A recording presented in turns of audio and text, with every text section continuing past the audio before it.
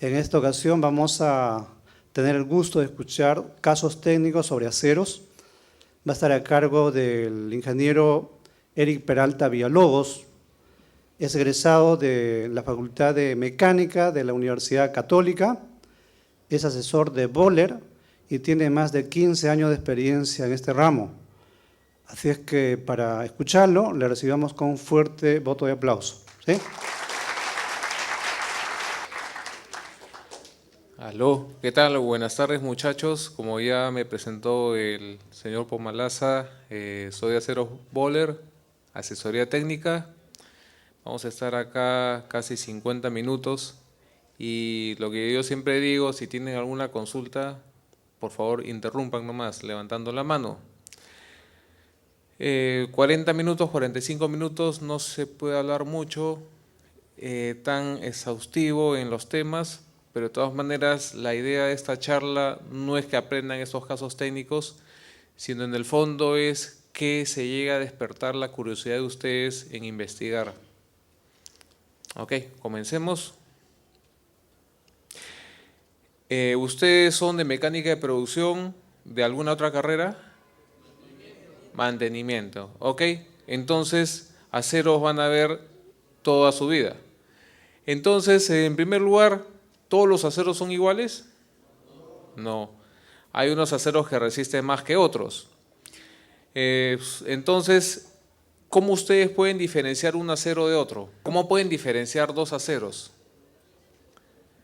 ¿Ustedes en qué ciclo aproximadamente están de la carrera? Segundo, tercero, cuarto, quinto. Ok, perfecto. ¿Primer ciclo también? No, primero no iba. Ok. ¿Cómo ustedes diferencian un acero de una fundición? Por la cantidad de carbono. Ok, imagínense que ustedes tienen un pedazo de acero y un pedazo de fundición. ¿Cómo pueden decir que este es fundición y que este es acero? Por la chispa, arenoso. Ok, perfecto. Entonces vamos a poner un poquito más de dificultad. Imagínense que es diámetro 2 pulgadas por 50 centímetros, ambos. Ambos han sido mecanizados, han sido pulidos. Entonces la pregunta es, ¿cómo los diferencian? Por el peso es el mismo. Porosidad, digamos que lo han mecanizado y lo han pulido. Por el color, no, tienen el mismo color, están ambos pulidos. Por la chispa, no, lamentablemente estamos acá en el auditorio y acá no tenemos esmeril. Por dureza, ok, pero tampoco tenemos durómetro. Por dilatación, ok, pero no, estamos acá en el auditorio y no tenemos casi nada. Por el sonido, ¿cómo hacía el sonido? Le ligó, agarra un acero, lo tira al piso, agarra la fundición y la tira al piso. ¿Cómo va a sonar la fundición? Es un sonido más seco. En cambio, el acero tiene un sonido acampanado. ¿Ok? No han necesitado durómetro, no han necesitado esmeril, etcétera, etcétera. ¿Ya? La respuesta es correcta. Siguiente pregunta. Imagínense que tienen ahora dos aceros, pero uno de esos aceros tiene mayor dureza que el otro. Entonces, ¿cómo pueden decirme que un acero es más duro que el otro?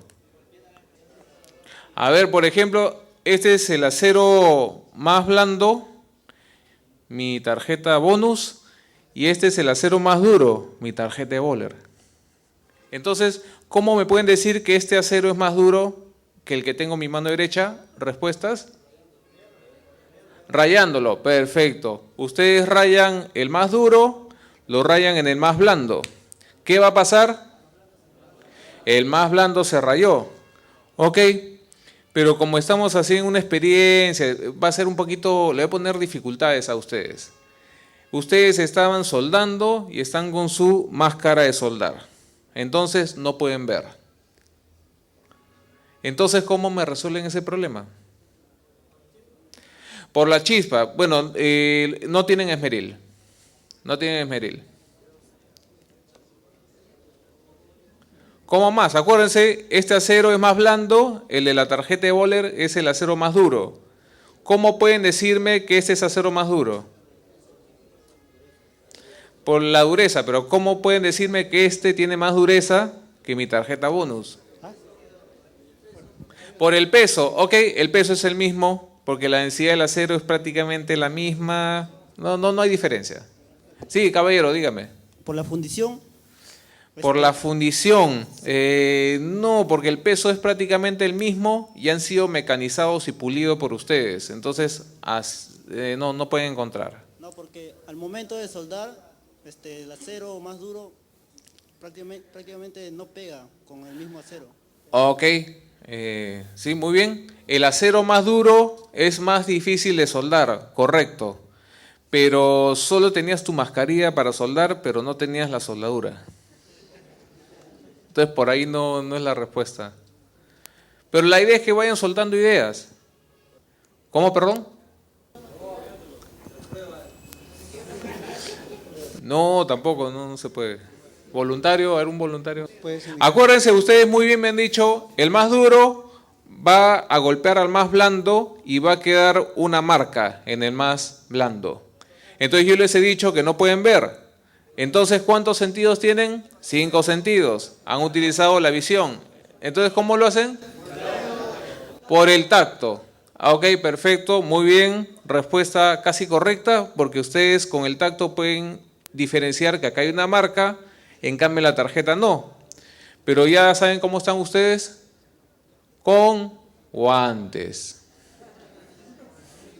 Con guantes. En tercer lugar me dicen otro sentido, que es el sonido. Ok, se tira el acero más blando y se tira el acero más duro. El acero más duro va a tener un sonido más acampanado que el acero más blando.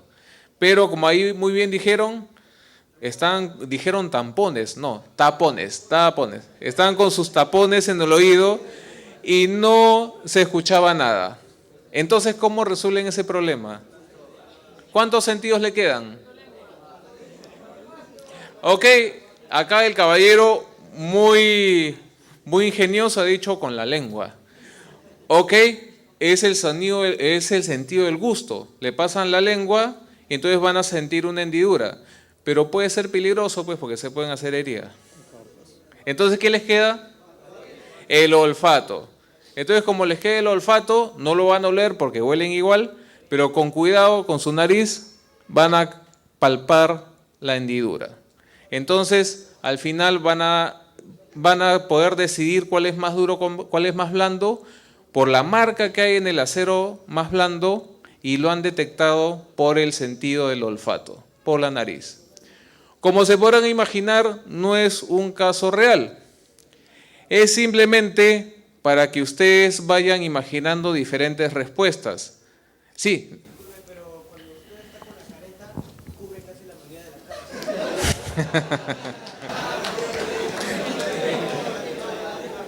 cara. Cuando está con la careta cubre casi toda la cara. Pero yo dije lentes nomás. Lentecitos. Como les dije, es un caso hipotético simplemente para despertar curiosidad e imaginación en resolver problemas. Imagínense que yo me quiero ir a sentar a uno de esos 4 sitios y acá al medio hay una piscina y yo no sé nadar. ¿Cuál es la distancia más corta? La línea recta. Pero si yo no puedo cruzar la piscina, ¿qué cosa hago? Me doy una vueltita por allá y al final llego al asiento. Entonces tengo que buscar imaginación en dar mis respuestas, en buscar mis soluciones. Entonces el hecho de que yo les haya puesto un ejemplo, algo simple, es simplemente para que vean que con la imaginación pueden buscar más alternativas de solución. No siempre se soluciona todo de una manera estándar. Ustedes pueden imaginar, tienen 5 sentidos y aparte de los 5 sentidos van a tener la experiencia durante estos años que han estado estudiando acá en Senati para poder resolver problemas. Esa es la idea. La idea no es sacarse 20 en todos, sino ir adquiriendo experiencias para resolver problemas en su vida.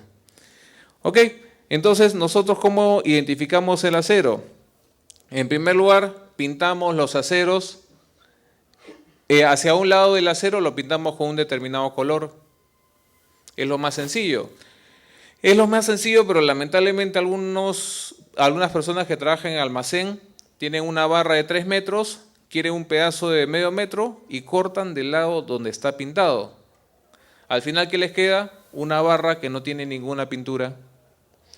Entonces, lo primero que les digo es, corten del lado donde no está pintado.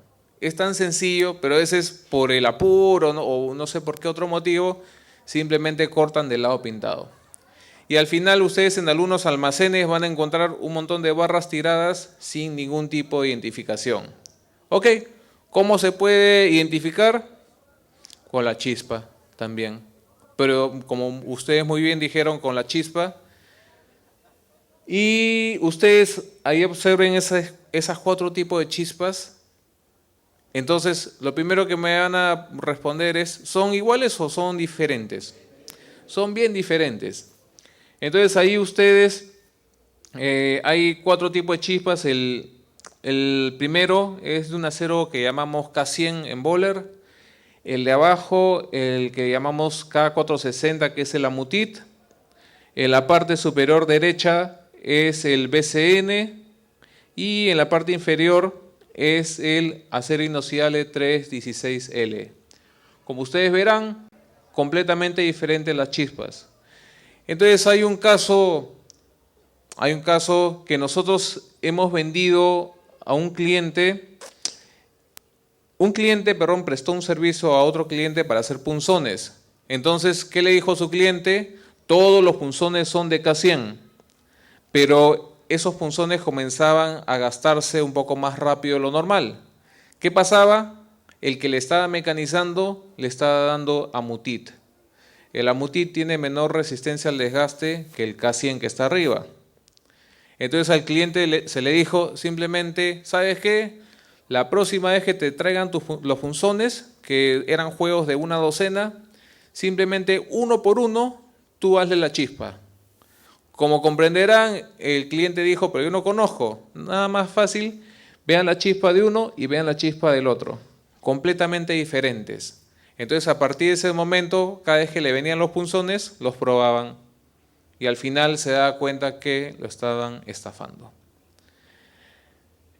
Entonces, eso ocurrió. Ahora, por ejemplo, hace algunos años, hace 2, 3 años, me pidieron una asesoría desde Cajamarca. Me preguntaron qué acero puedo usar para tal aplicación. Entonces, como se imaginarán, yo estaba en Lima, el cliente está en Cajamarca. ¿Qué hubieran hecho ustedes?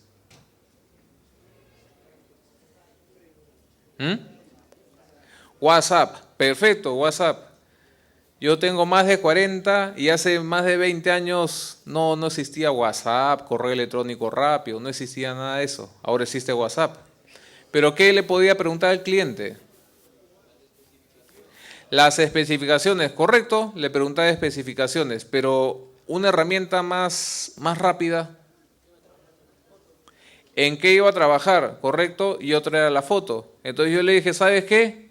Apaga la luz del taller, agarra tu teléfono, toma una foto y me lo mandas por correo. Entonces lo que me mandó el cliente fue lo que ustedes observan ahí. Entonces esa chispa del acero es semejante a la chispa que ustedes observan aquí en la parte derecha. Entonces fácilmente se le pudo decir al cliente, el acero que debes usar es BCN. ¿Cuánto se demoró? Se demoró 2, 3 minutos en mandarme la foto y 1 minuto más en que yo le conteste. Menos de 5 minutos ya tenía la respuesta. Pero si eso hubiese sucedido hace 20, 30 años, ¿qué hubiera pasado? Tenía que viajar, tenía que tomar una foto, mandármela por correo, etcétera, etcétera. Entonces, ¿cuánto demora eso? 10 días. Entonces, simplemente perdí el trabajo. Entonces, ahora, con la tecnología que tenemos, en 5 minutos le podemos resolver el problema. Y otra forma de conocer el acero, cuál es su composición química, es por espectrometría.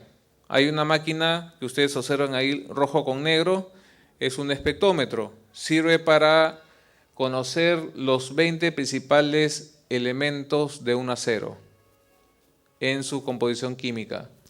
Y rápidamente ustedes ahí resaltado con amarillo pueden observar cuál es la aleación promedio. Es algo mucho más rápido, pero esto ya tiene su costo. Ese es cómo podemos hacer para identificar los aceros. Aceros para máquinas, bueno, ejes en general, o de repente ejes de máquinas, engranajes, llamamos acero para máquinas. Entonces acá, bueno, es una gráfica de esfuerzo de formación. No sé si han podido llevar eso, ¿han llevado eso alguna vez? Explicado es, ustedes por ejemplo tienen una liga. Esa liga, si ustedes la estiran y al final tiene la misma longitud original, decimos que está en un rango elástico. La liga la estiran un poquito más y si al final vuelve a estar con la misma longitud original, sigue estando en el rango elástico. Pero si ustedes le estiran mucho esa liga, al final va a terminar con una longitud un poquito mayor. En ese caso decimos que ha tenido una deformación plástica. Las dos primeras es simplemente deformación elástica, la última es una deformación plástica o permanente. ¿Les ha pasado de repente con el elástico de su short o con cualquier otro elemento? Les había comentado dentro de los temas, era templabilidad. Bohler hace tratamientos térmicos de temple, tratamientos térmicos de nituración, de cementación. ¿Tratamiento térmico para qué cosa es? Para mejorar propiedades mecánicas o los aceros. Correcto. Mejoramos propiedades mecánicas a los aceros. Entonces, en este caso les vamos a poner 3 ejemplos. 3 aceros que Bohler comercializa. Uno es el H1045, el BCL y el BCN. Los 3 son aceros de mediano carbono, de los cuales el H, el que está de rojo, es un acero de mediano carbono que no tiene aleación. Que no tiene aleación significa que solo tiene los 6 elementos básicos. Los 6 elementos básicos de todo acero. ¿Cuáles vendrían a ser? Fierro y carbono, correcto. No. Silicio, manganeso. Y vienen 2 contaminantes. Por ahí mencionaron el fósforo y el azufre. Todos los aceros tienen 6 elementos básicos: fierro, carbono, silicio, manganeso, fósforo y azufre. Los que están fuera de esos 6 elementos básicos se consideran elementos de aleación. Por ejemplo, el acero que ustedes observan ahí, el BCL, tiene aproximadamente 1% de cromo y tiene 0.2 de molibdeno. En cambio, el acero BCN tiene 3% de aleantes, en los cuales aproximadamente 1.5 de cromo y 1.5 de níquel. Entonces, como resumen del gráfico, el acero H tiene 0 de aleación, el acero BCL tiene 1 y el BCN tiene 3% de aleación. Entonces ahí ustedes van a observar que hay diferencia en las propiedades mecánicas de los 3. Imagínense que ustedes tienen un eje de 50 milímetros de diámetro. ¿Cuánto sería la profundidad en el cual ingresaría un tratamiento térmico? Tienen un eje de 50 milímetros de diámetro, entonces ¿cuánto vendría a ser la profundidad de temple? Tengan en cuenta que el eje ingresa al baño de sales e ingresa calor por todos lados. ¿Cuánto sería la profundidad del tratamiento térmico? Exactamente la mitad, 25, porque es 25 por todos los lados. Se demora 25 milímetros en llegar al núcleo del eje. Entonces, si el eje tiene 50 milímetros de diámetro, su profundidad de temple va a ser 25 milímetros. Entonces, ahí ustedes observen que cuando la profundidad de temple es casi 0, ¿cuánto vendría a ser la dureza? Entre 50 y Entre 52 y 61 aproximadamente. Digamos en promedio 56. En la parte exterior del eje va a tener aproximadamente 56 de dureza. En cambio en el núcleo, ¿cuánto tendría aproximadamente? En el núcleo tendría aproximadamente 25, el 25 que ustedes observan aquí. ¿Eso qué quiere decir? Que el eje se ha endurecido un montón en la parte exterior, en cambio, conforme va acercándose al núcleo, la dureza va disminuyendo. Y ha disminuido en promedio aproximadamente 30 puntos de dureza. En el caso del BCL, el que tiene 1% de aliantes, desde 56 ha bajado hasta ¿cuánto aproximadamente? Hasta 45. O sea, ha bajado aproximadamente 10 puntos de dureza. Y el BCN ha bajado desde 54 hasta aproximadamente 51. Entonces, ustedes van a poder observar que comparativamente entre los tres aceros, uno, el que no tenía aleación, ha bajado 31 puntos de dureza. El que tenía 1% de aliantes ha bajado 10 puntos de dureza y el que tenía mayor cantidad de elementos de aleación ha descendido solo 3 puntos. Entonces, como el que solo ha descendido 3 puntos tiene una dureza más constante, se dice que tiene mayor templabilidad. ¿Y eso qué lo da? Los elementos de aleación. Como verán, no todos los aceros son iguales.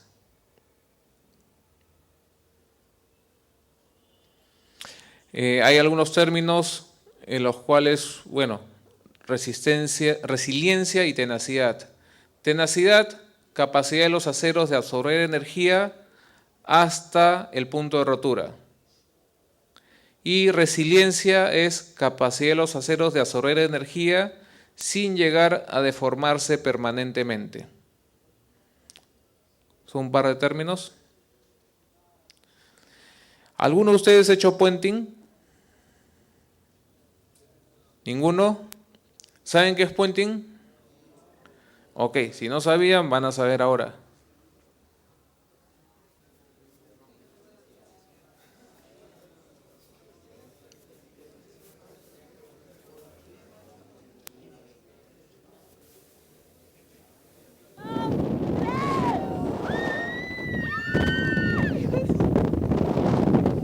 Ahí está el ejemplo de lo que no se debe hacer. ¡Me gusta! ¡No! ¡Yo no quiero así! Eso es puenting. Entonces, no sé si ustedes habrán observado, les voy a poner el detalle.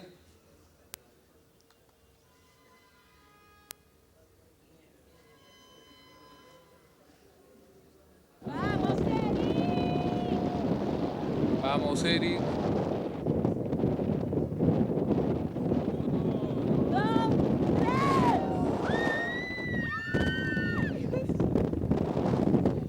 Ahí está el ejemplo de lo que no se debe hacer.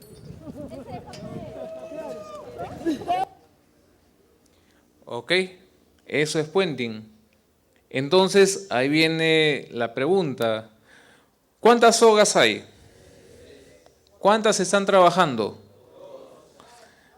Y sí, 2 están trabajando de los extremos. ¿Cómo se llama la soga del centro? La línea de vida, exactamente. Entonces, ustedes vean que trabajan 2 y si por A o B se rompe una de ellas, entra la línea de vida. Entonces, ¿qué pasó ahí? A mí me explicaron que cada una de esas sogas aguanta 300 kilos.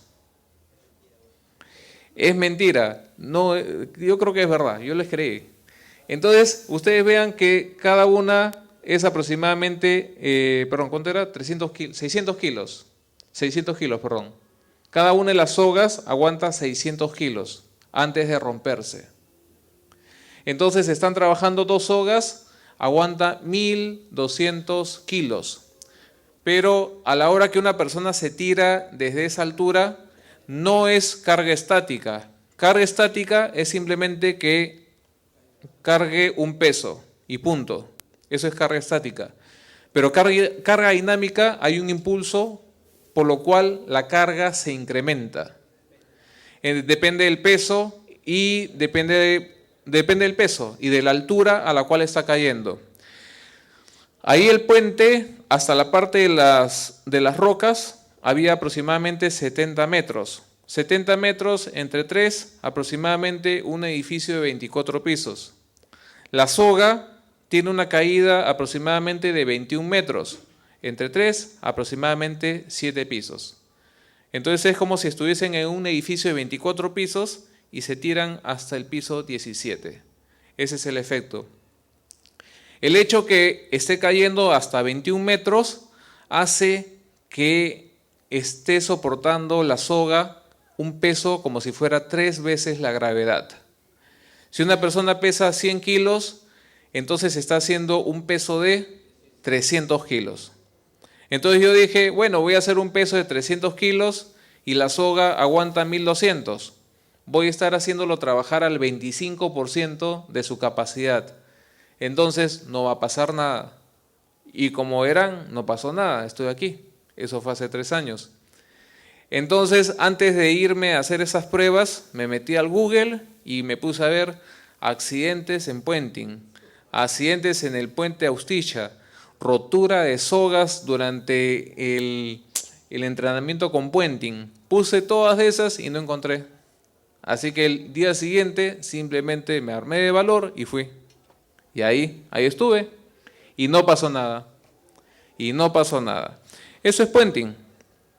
Entonces, ahí ustedes van a observar que los elementos, las piezas, en este caso las sogas, son diseñadas con determinado esfuerzo de rotura y con determinado esfuerzo de fluencia, en el cual la soga es muy elástica y soporta.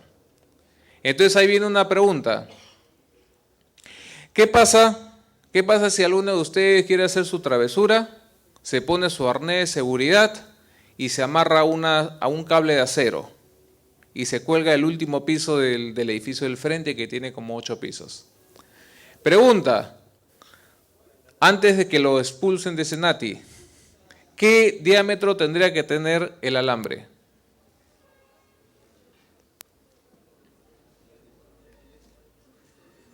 ¿Qué diámetro tendría que tener el alambre? 3 octavos. ¿Usted, caballero, saltaría con un cable de 3 octavos? 16. ¿No es mucho? 6. ¿No es mucho? 2 pulgadas. Diámetro del alambre para sostener mi peso. En primer lugar, hay 2 variables. No sería lo mismo para mí que para el joven de lentes. Yo peso mucho más que él. Entonces, para mí se necesitaría un cable más grueso que para el joven. Entonces, en primer lugar, depende del peso de la persona. Y en segundo lugar, ¿de qué más dependería? De la altura, digamos que es la misma. ¿De qué más dependería? Del material del cable. Hemos visto hace un momento que habían 3, en esa aplicación de templabilidad, habían 3 tipos de cable. Los 3 tipos de cable tenían 3 resistencias diferentes. Entonces depende del peso de la persona y depende del acero. Entonces ahí referencialmente le pongo 3 tipos de aceros. Un acero que es el ST37, que es un acero estructural. Ustedes de repente lo conocen como A36.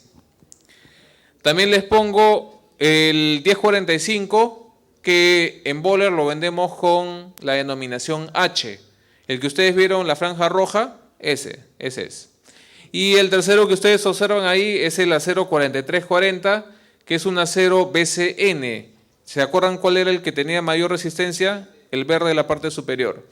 Entonces ahí ustedes observen la resistencia a la tracción que tiene cada uno de los aceros. En cuanto a la resistencia a la tracción, hay 2 parámetros, uno que se llama RF y otro que se llama RT. El RF es resistencia a la fluencia. donde termina la resiliencia. Y el otro es resistencia a la tracción, digamos que donde se rompe. Entonces, si ustedes van a diseñar un cable, tendrían que diseñar solo en la parte elástica. Tendrían que utilizar el RF, resistencia de fluencia. Entonces, ahí ustedes observen que su resistencia de fluencia, 98 kilos por cada milímetro cuadrado. Entonces, imagínense que una persona pesa 90 kilos y como el acero resiste 98 kilos por cada milímetro cuadrado, basta con 1 milímetro cuadrado. Ese milímetro cuadrado lo pueden transformar en un diámetro, en un círculo, aproximadamente un poquito más de 1 milímetro. Si ustedes utilizan cable de ese material BCN, suficiente con 1 milímetro para que pueda sostener su peso. Carga estática, carga estática. Si se lanza, esa es otra cosa. Entonces, si se lanza, digamos que es 3, 4 veces la gravedad, entonces en este caso necesitaría 2 metros cuadrados. Perdón, 4 metros cuadrados, que sería 2 milímetros por 2 milímetros, 4 milímetros cuadrados. Y vendría a ser un diámetro aproximadamente de un poquito más de 2 milímetros. Al menos teóricamente, con un cable de 2 milímetros podrían hacer esa misma experiencia. Pero claro que hacerlo con cable de acero es algo hipotético, porque ¿qué pasaría? Simplemente el acero nos puede llegar a cortar. En cambio, el elástico, la soga, simplemente tiene una buena elasticidad y no va a pasar nada, como no pasó nada esa oportunidad. Ese es el ejemplo del puenting. Tenemos planchas antidesgaste, las cuales son planchas que tienen mayor resistencia a la tracción que una plancha estructural, aproximadamente 4 veces más resistente. Hace mucho tiempo, cuando se hacían elementos de minería, de repente ustedes van a ver posteriormente cuando terminen su carrera, se reparaban los cucharones con acero estructural, el A36. Pero ahora, ¿qué se hace? Se pone planchas especiales, planchas aleadas. ¿Cuál es la idea? Disminuir la velocidad del desgaste. De todas maneras se va a desgastar, pero si ustedes ponen un acero más aleado, van a disminuir velocidad de desgaste. Entonces ahí viene el ejemplo.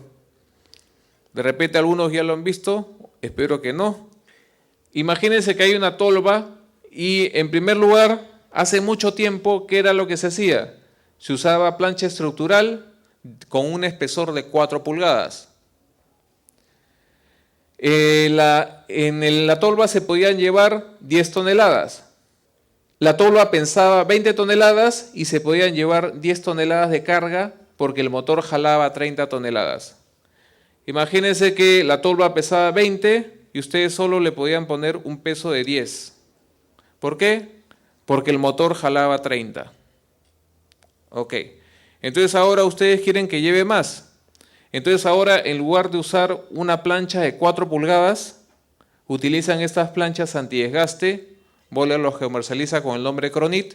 Entonces ahora, en lugar de ponerle 4 pulgadas de espesor, solo le ponen 1 pulgada de espesor. ¿Cuántas toneladas puede llevar ahora la tolva? 30 no, porque 30 es lo que puede llevar el motor. Por ahí alguien dijo 20. ¿Quién dijo 20? ¿Quién dijo 20? No es 20. 25. ¿Por qué 25? Porque baja el peso. ¿Cuánto pesa ahora la tolva? 5 toneladas. ¿Cuánto puede llevar el motor? 30. Entonces, ¿cuánto pueden poner ahora? 25. Entonces, ustedes utilizando una plancha más aleada, ¿qué están haciendo? Están aumentando la carga útil de la tolva. Es lo que se hace actualmente. Imagínense que ustedes tenían que llevar 100 toneladas. 100 toneladas. Hace muchos años, ¿cuántos viajes tenían que hacer? 10 viajes. En cambio ahora, ¿cuántos viajes? Solo 4. Entonces están haciendo ahorro de energía, de combustible y sobre todo de tiempo. ¿Y qué cosa es el tiempo? Dinero. Entonces, como les dije, ustedes están ahí ahorrando y con esas planchas antidesgaste van a tener mejor rendimiento. Entonces lo único que ustedes pueden hacer es disminuir la velocidad de desgaste, pero no pueden eliminar el desgaste. Ahí está la explicación. La tolva pesaba 20 toneladas con 4 pulgadas de espesor, y si la tolva se le baja a 1 pulgada de espesor, la tolva va a pesar solo 5 toneladas. La densidad del acero es la misma. Carga inicial 10, entonces simplemente una diferencia y al final encuentran que ahora pueden cargar 25 toneladas. También se puede aumentar la vida útil de estas tolvas, de estos cucharones, poniéndole recubrimientos de soldadura. Si por ejemplo en la parte inferior de la tolva es la parte donde se sufre mayor desgaste, ustedes pueden poner cordones de soldadura de sacrificio. De esa forma se obtiene un mejor rendimiento, porque de todas maneras el mineral va a tratar de traspasar la zona inferior, pero en este caso va a chocar con la soldadura. Y la parte roja que ustedes observan es como si fuera el mismo material, el mismo mineral que está en rozamiento con el mineral nuevo que está pasando. Entonces el mineral nuevo pasa por los cordones de soldadura y pasa por el mineral más pequeño, que vendría a ser las manchas rojas. ¿Qué es lo que también se hace? Se puede utilizar 3 tipos de soldadura. La soldadura de 55 Rowell C cuando es mucho impacto. La de 61 Rowell C cuando es una mezcla de impacto con abrasión. Y la de mayor dureza ya cuando es abrasión pura, abrasión crítica. Cuando es impacto no se puede poner la máxima dureza porque el mismo impacto de las partículas puede quebrar, fracturar la soldadura. Pero como les digo, siempre va a haber desgaste.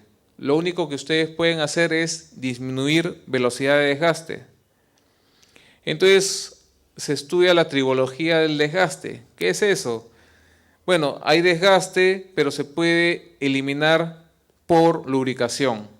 Hay fricción, hay desgaste, los cuales pueden ser eliminados por lubricación. Ustedes tienen un engranaje, lo lubrican, va a durar más tiempo. No lo lubrican, va a haber contacto metal contra metal. Entonces, ¿qué es lo que lograrían lubricando los elementos de máquina? Ahorro materias primas, vida útil, ahorro de energía, etcétera, etcétera. Pero al final, ¿qué es lo que se logra? El ahorro económico. Porque al final nadie trabaja gratis. ¿Cuándo se puede decir que el desgaste es bueno? No siempre el desgaste es malo. Imagínense las personas hace mucho tiempo, las chicas y los hombres también algunos, tenían 2, 3 pares de jeans. 2, 3 jeans. Pero ahora ¿qué tienen? Tienen de repente 2, 3 normales más 2, 3 rotos. ¿Y cómo se hacen esos jeans rotos? Con desgaste. Entonces simplemente se utilizan cuchillas de desgaste y por cuestión de moda simplemente se va a comenzar a utilizar más de lo mismo. Eso es marketing puro. Yo me acuerdo hace 20, 30 años cuando jugaba fulbito, yo tenía mis chimpunes Febo. Los chimpunes Febo eran chimpunes cuero, color negro, y la planta con los cocos era de color marfil. Y tenías un solo par de chimpunes. En cambio ahora, los niños de ahora, ¿qué usan? Su par de chimpunes oscuros, negros, y después Cristiano Ronaldo utiliza sus chimpunes rosados, Lionel Messi utiliza sus chimpunes verde fosforescente, y al final juega la misma cantidad de tiempo, pero ahora tiene 3 pares de chimpunes. ¿Por qué? Por cuestión de marketing. En el caso que yo les pongo acá de ejemplo, simplemente por cuestión de moda, la señorita en lugar de tener 3 jeans, ahora tiene 6, por cuestión de marketing. Entonces, como ustedes verán, no siempre el desgaste es malo, a veces el desgaste es bueno. Por eso era la foto. Entonces ya se pueden comprar su jean normal, pero algunos ya se compran su jean desgastado y le ponen aplicaciones, bueno, en fin. Entonces ustedes acá observen, esta es una turbina Pelton, un cucharón de turbina Pelton. Pregunta, ¿cómo podrían disminuir la velocidad de desgaste en esa turbina? Vean ustedes que la parte exterior sufre mucho desgaste. ¿Cómo podrían disminuir su velocidad de desgaste? Con lubricación, ya, muy bien. ¿Cómo más? Revistiéndolo con soldadura, perfecto. Se le pone soldadura un poquito más resistente a la zona exterior, que es la zona donde sufre mayor desgaste. Acá viene otro caso. Ustedes vean el engranaje y tiene la tendencia de que de la mitad para abajo es donde más se desgasta, ¿no? ¿Por qué puede haber fallado? Probablemente haya fallado porque los engranajes tienen que trabajar con ejes paralelos, alineados. Entonces, trabajando con ejes alineados, están en contacto diente con diente, sin ningún problema. Pero si un eje no está alineado, va a haber mayor carga sobre una zona de los dientes. Entonces, en ese caso, probablemente ha sido un mal alineamiento y en la parte superior ha estado trabajando al 25% y la parte inferior ha trabajado a 125%. Entonces, por eso es que puede haber desgastado el engranaje. Este es otro caso, un difusor que también se puede recuperar por soldadura. Hay una zona donde sufre mayor desgaste. O estos dientes de engranaje, que digamos que la zona de la raíz, el diámetro primitivo, está muy desgastado. Entonces probablemente eso ha sido falta de lubricación. Entonces, como les digo, siempre va a haber desgaste. Pero ustedes, ¿qué tienen que hacer?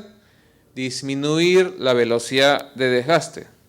No sé si ustedes conocen a este señor.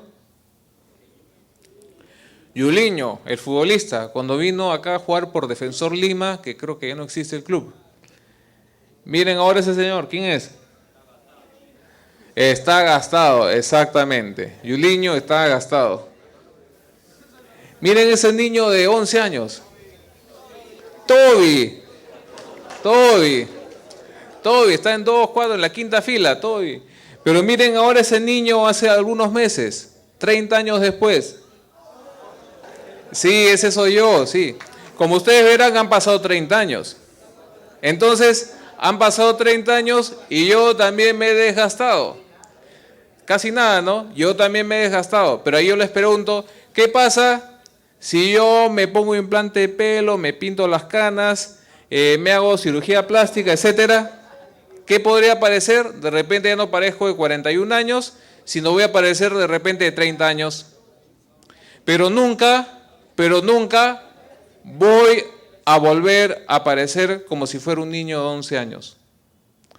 Como les digo, con cirugía yo puedo disminuir mi velocidad de desgaste. Yo puedo disminuir la velocidad de desgaste de mi cacharro, pero no la puedo eliminar. Entonces, igualito en los ejes de máquinas, en los engranajes, en todas las partes mecánicas que ustedes pueden conocer, ustedes pueden disminuir la velocidad de desgaste, pero ustedes no van a poder eliminar el desgaste. Bueno, con eso terminamos. Muchísimas gracias.